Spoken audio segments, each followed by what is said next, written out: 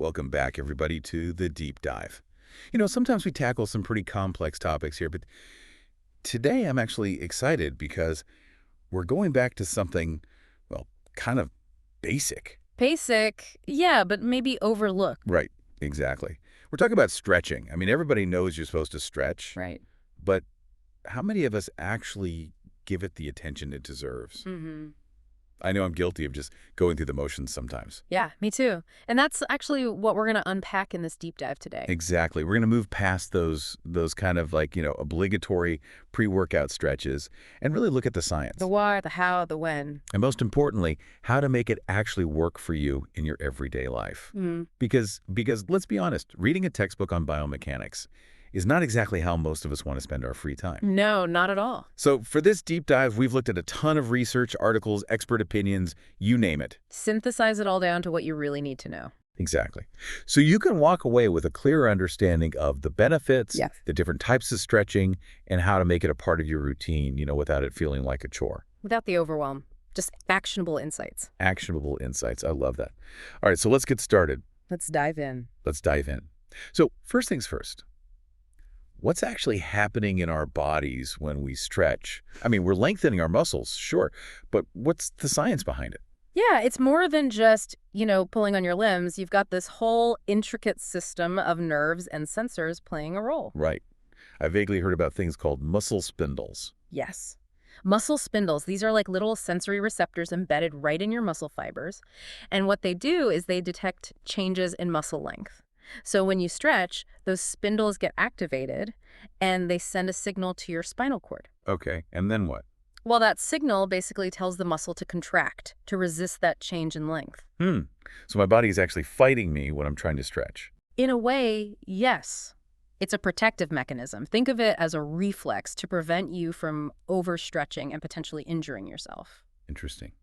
But obviously, we do get more flexible with regular stretching, so something must be overriding that initial resistance. Right, exactly. That's where the Golgi tendon organs come into play. Okay, and where are those located? These guys are found where your muscles connect to your tendons, and their job is to sense tension. So when you hold a stretch for a while, those Golgi tendon organs are like, whoa, hold on, there's a lot of tension here. And they send a signal that tells the muscle to relax.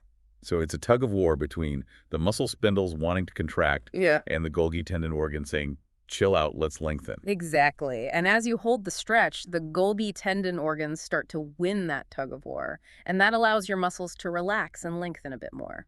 Fascinating. So it's this intricate dance happening inside our bodies every time we reach for our toes. But beyond just feeling a bit more limber, what are the real benefits of stretching for our overall health and well-being? Oh, the benefits are huge, and they extend far beyond just being able to touch your toes. Okay, well, let's break them down. I mean, I know it improves flexibility and range of motion, but can you talk about that a little more? Absolutely. So increased flexibility means you can move your joints through a wider range of motion. Think about reaching for something on a high shelf, bending down to pick up your kid, or even just turning your head to check your blind spot while driving. Yeah, all those everyday movements. Exactly. It all becomes easier and less restrictive. Okay, so that's flexibility. What about injury prevention? I know people often talk about that. Oh yeah, injury prevention is a big one. When your muscles are tight, they're more prone to strains and tears, especially during sudden movements. Stretching helps to keep those muscles more elastic, less like brittle rubber bands. Yeah, that makes sense. I mean, I definitely feel more vulnerable to pulling something when I haven't stretched properly. Right. And it's not just about preventing those acute injuries, it's also about addressing muscle imbalances. Because if you have certain muscles that are chronically tight, they can actually pull your body out of alignment. Oh, I see. So it's all connected. Yeah, everything's connected. And those imbalances can then lead to pain and even injuries in other areas as your body tries to compensate. Right, so one tight spot can lead to problems elsewhere. It's like a domino effect. Exactly. So stretching regularly can help you maintain that balance and reduce your risk of those kind of chain reaction injuries. Makes sense. Okay, so flexibility, injury prevention, what else? Enhanced circulation and recovery. Oh yeah, I've definitely noticed that after a workout, if I stretch, I don't feel as stiff and sore the next day. Is there science behind that? There is. Stretching increases blood flow to your muscles. And that increased blood flow helps deliver nutrients and oxygen to those muscles, which aids in repair and recovery. Okay, so it's not just a feel-good thing. It's actually helping my body bounce back faster. Exactly. And it also helps to flesh out those metabolic byproducts that build up during exercise and contribute to muscle soreness. So it's like a two-for-one deal. Exactly. Okay, what else? Improved posture and pain relief. Oh, that's a big one for me. Yeah. I mean, I spend way too much time hunched over my computer. Yeah, and so many of us do these days. And all that sitting can lead to, like, tight hip flexors, rounded shoulders, and a whole host of aches and pains. Yeah, for sure. But stretching can help to counteract those effects by lengthening those tight muscles and restoring proper alignment. So it's like hitting the reset button on my posture. In a way, yes. Yeah. And you mentioned pain relief.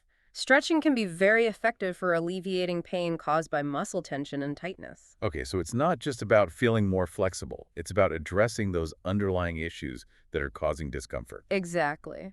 And then there's one more benefit that people often overlook. Oh, okay. What's that? Stress reduction and mental clarity. I wouldn't have immediately connected stretching with stress relief. Yeah, it might seem a bit counterintuitive, but certain types of stretching can actually stimulate the parasympathetic nervous system. And that's the system responsible for rest, relaxation, and digestion. Oh, I see. So, by engaging that system, stretching can help to slow your heart rate, reduce muscle tension, and just promote a general feeling of calmness. So it's like a moving meditation almost. Exactly. It can help to clear your head and just give you that sense of peace. Wow. Okay, so we've got flexibility, injury prevention, enhanced circulation, better posture, pain relief, and stress reduction. Quite a list, right? Yeah, that's a pretty impressive resume for something that seems so simple. Yeah. All right, so now that we understand why stretching is so important, let's talk about the different ways to do it. Because it's not just about reaching for your toes and calling it a day, right? Right. There are actually several different types of stretching, and each one has its own specific benefits and is best suited for different situations. Okay, well, let's walk through them. What are the main types? Well, let's start with the one that most people are familiar with, static stretching. This involves holding a stretch in a comfortable position for an extended period of time, usually between 15 and 60 seconds. Okay, so that's like the classic hamstring stretch where you're reaching for your toes. Exactly. And static stretching is great for improving overall flexibility and range of motion, and it's generally best to do it after a workout when your muscles are warm. Got it. So, static stretching post-workout. What's next? Next up is dynamic stretching. And this one involves moving your joints and muscles through their full range of motion in a controlled and fluid manner. So it's more active than static stretching. Right, much more active. Think about things like leg swings, armor circles, torso twists, those kinds of movements. Okay, yeah, I see people doing those kinds of stretches before they start running or lifting weights. Exactly. Dynamic stretching is a great way to warm up your muscles and joints before exercise. It helps to increase blood flow, improve mobility, and prepare your body for more intense activity. So dynamic stretching, pre-workout. Makes sense. What else? Then you've got ballistic stretching. And this one's a bit more controversial. Oh, okay. Why is that? Well, ballistic stretching involves using momentum and bouncing movements to force your muscles beyond their normal range of motion. Yeah, I've seen people do those kind of bouncing toe touches. Right. And while ballistic stretching can be effective for increasing flexibility in certain situations, it also carries a higher risk of injury, especially if you're not properly warmed up. Yeah, those bouncing stretches always felt a bit risky to me. They can be, so it's generally recommended to approach ballistic stretching with caution. Okay, noted. What about PNF stretching? I've heard that term thrown around, but I'm not really sure what it is. PNF stands for proprioceptive neuromuscular facilitation. It's a more advanced technique that involves contracting and relaxing your muscles while you stretch. So it's not just passively holding a stretch, you're actually engaging your muscles. Exactly. And PNF stretching is often done with a partner or with the help of a resistance band or towel. It can be very effective for increasing flexibility, but it's generally recommended to get guidance from a qualified professional, like a physical therapist or athletic trainer, before trying it on your own. Okay, so PNF stretching, probably best left to the pros. What else is there? We've also got active isolated stretching, or AIS for short. AIS, okay. Tell me about that one. This technique involves holding a stretch for a very brief period, typically just 2 seconds, and then repeating it multiple times. 2 seconds. That seems incredibly short. How can that be effective? Well, the idea is that the short hold, combined with the repetition, helps to improve flexibility without activating those muscle spindles that we talked about earlier, the ones that cause the muscle to contract and resist the stretch. Oh, I see. So it's kind of like tricking your muscles into becoming more flexible. In a way, yes. And AIS is often used by athletes and dancers to improve range of motion and prevent injury. Okay, so AIS, for those who need a more targeted approach. And then the last type of stretching we'll talk about is myofascial release. Ah, yes, myofascial release. And while it's not technically a type of stretching, it's often included in discussions about flexibility because it can be so beneficial. Okay, so what exactly is it? Myofascial release involves applying sustained pressure to tight areas in your muscles and the surrounding connective tissue, known as fascia. And how do you apply that pressure? Usually with tools like foam rollers, massage balls, or even your own Oh hands. yeah, the foam roller. I've definitely felt the effects of that. Not always pleasant, but it definitely feels like it's doing something. Right, and what it's doing is helping to release those knots and adhesions that can build up in your muscles and fascia, which can restrict movement and cause pain. So it's like giving yourself a deep tissue massage. Exactly. And by releasing those restrictions, myofascial release can improve flexibility, reduce pain, and enhance overall mobility. Okay, so we've got a whole toolbox of different stretching techniques. Static, dynamic, ballistic, PNF, AIS, and myofascial release. Yep, that's the lineup. It's a lot to take in. So with all these different types, is there one that's considered the best? Not really. It's not a one-size-fits-all situation. The best type of stretching for you will depend on your individual needs, goals, and the specific activity you're preparing for or recovering from. Okay, so it's about finding the right combination of tools for the job. Exactly. Now, let's talk about the timing of stretching, because there's been some debate about the best time to do it, right? I remember always being told to stretch before exercising. Yeah, that was the traditional advice for a long time, but more recent research has actually challenged that view. Oh, really? Yeah. Some studies suggest that prolonged static stretching before a workout might actually decrease muscle strength and power output during your workout. Wow. So all those times I was holding those long stretches before going for a run, I might have actually been hindering my performance. It's possible. The current recommendations generally favor dynamic stretching as the more effective choice for a pre-workout routine. Okay, so those leg swings and arm circles that I see people doing before they lift weights, that's the way to go. Exactly. It helps to warm up your muscles, increase blood flow, and improve range of motion without that potential decrease in power. So dynamic stretching before exercise. What about after? Is that where static stretching comes in? Absolutely. After a workout, your muscles are warm and more pliable. That's the ideal time to do those longer static stretches to improve flexibility, reduce muscle tension, and promote recovery. Okay, so dynamic stretching to prepare and static stretching to recover. That's a pretty clear takeaway. Exactly. Now, you mentioned earlier that stretching can help prevent injuries, but is it like a magic shield or is it more complicated than that? It's a little more nuanced. While stretching is definitely an important part of injury prevention, it's not the only factor. Okay, so what else plays a role? Things like strength training, good joint stability, and proper movement patterns are also crucial. It's about having that balance between flexibility and strength. So I can't just stretch my way out of all potential injuries. Not quite. You need to build strength and stability as well to support your joints and prevent those ovulous injuries. Right, so it's about the whole package. Yeah. Flexibility, strengths, and good movement mechanics. Exactly. It's all connected. Okay, so let's get down to the nitty-gritty. How do we actually put together a stretching routine that works? Because I know someone who's training for a marathon is going to have different needs than someone who sits at a desk all day. Exactly. So let's break it down by different scenarios. First up, let's talk about a general flexibility routine for someone who just wants to feel a bit more limber in their everyday life. Okay, so what would that look like? Well, for general flexibility, you want to focus on the major muscle groups that tend to get tight from everyday activities, like your hamstrings, your quadriceps, your hip flexors, your shoulders, and your lower back. Okay, so those are the key areas to target. What kind of stretches would you recommend?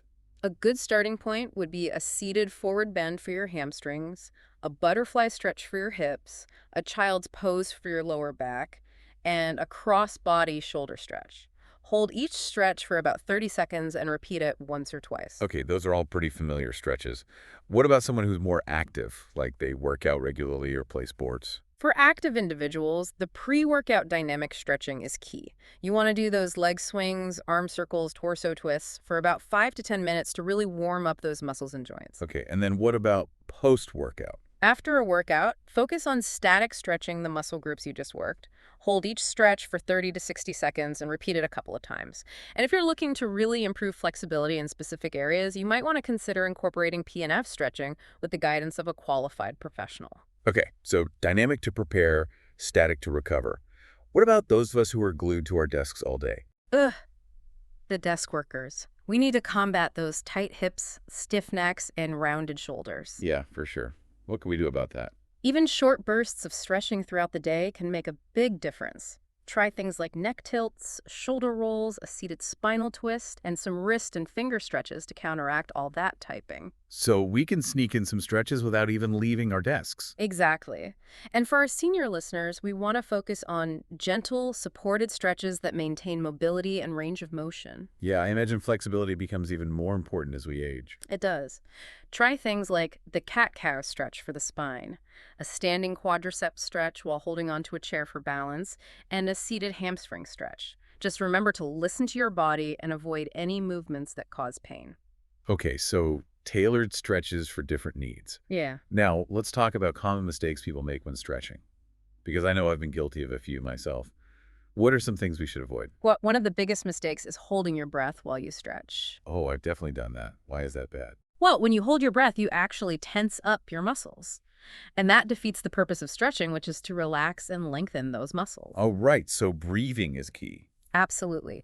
Make sure you're taking deep, relaxed breaths throughout each stretch. Okay, what else? Another common mistake is pushing too hard and stretching into pain. Stretching should never be painful.